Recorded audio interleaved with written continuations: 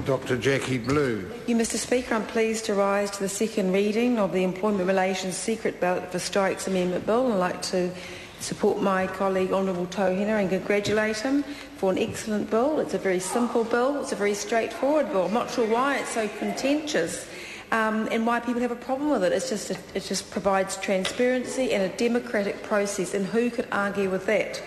It's not anti-union, Mr Speaker, rather that improves the process that many unions already have in place. But importantly, we have heard that some unions don't conduct secret ballots as best practice. It's really quite simple. It requires that unions do actually have a secret ballot when their members go to vote to strike. And who could have a problem with that? Transparency, democratic process. Importantly, strikes can be incredibly stressful for both the worker and the family, particularly in this day and age.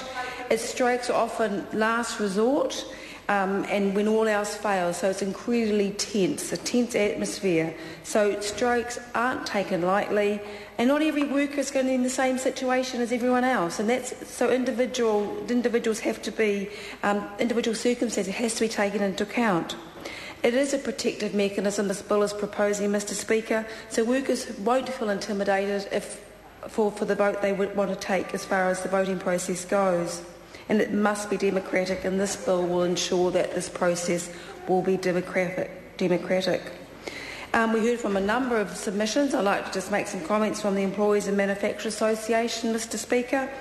The northern region, they represent interest business throughout the upper half of North Island, and overall they would collectively employ over 300,000 people. And they had some very interesting comments. It was their experience, Mr Speaker, that on many occasions employees came to the employers to tell them they did not wish to strike or cast doubt on whether the union's decision to go to strike. They had concerns about what they wanted, what was being proposed, and yes, they were probably felt intimidated and bullied. And the Employers and Manufacturers Association also agreed that there will be some employees who weren't in the position to want to go to strike because of personal or otherwise, in the economic climate we've been in. They commented that it was a very serious action to go to strike. It was last resort. It has to be done in a very careful way. And importantly, while the employees might be financially affected by a strike, often the union organiser wasn't. So they weren't directly financially affected. It's okay for them, but not necessarily okay for the employees.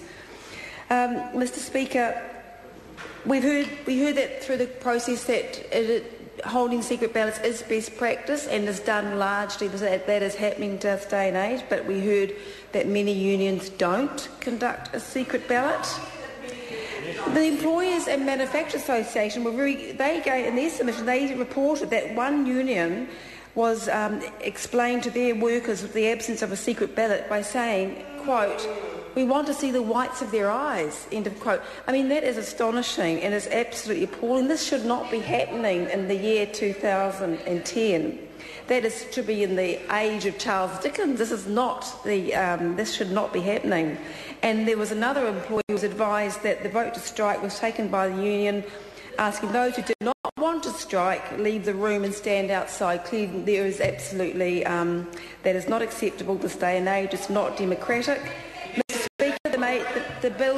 We did make some very good changes to the bill to improve the bill. I won't go over the details, but that changes were made and they are in the bill as it stands. Mr Speaker, this bill is a good bill. It's going to be good for workers. It's democratic, and it will codify what already is happening, and I commend this bill to the House. Excellent.